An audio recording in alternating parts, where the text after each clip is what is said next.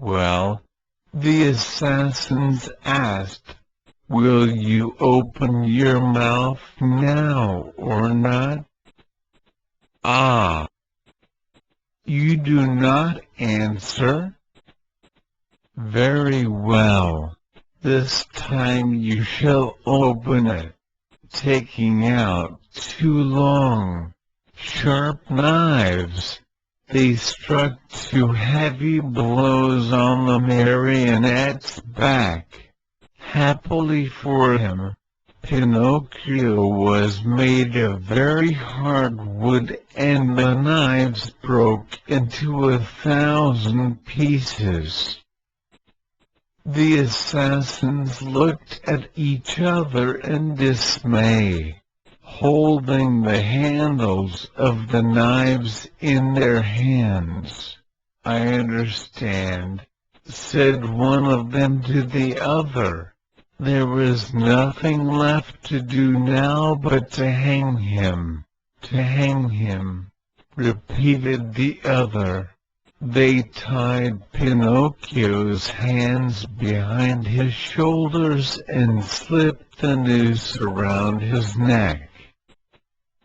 Throwing the rope over the high limb of a giant oak tree, they pulled till the poor marionette hung far up in space.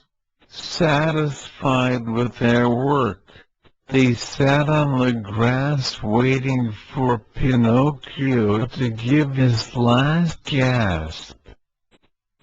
But after 3 hours the marionette's eyes were still open, his mouth still shut, and his legs kicked harder than ever.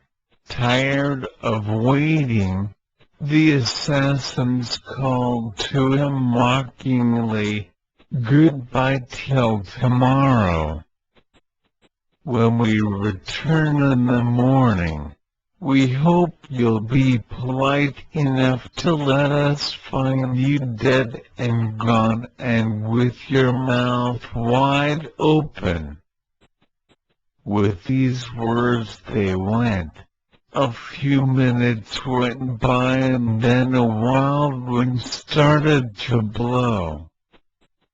As it shrieked and moaned, the poor little sufferer was blown to and fro like the hammer of a bell. The rocking made him seasick, and the noose, becoming tighter and tighter, choked him.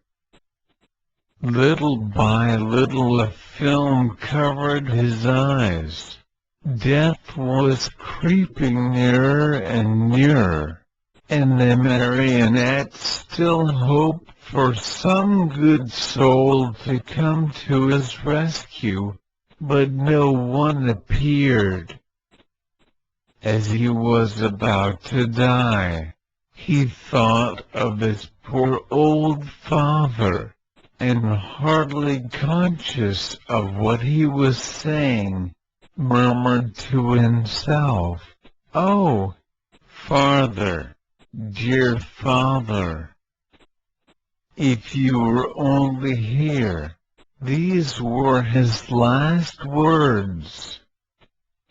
He closed his eyes, opened his mouth, stretched out his legs, and hung there as if he were dead.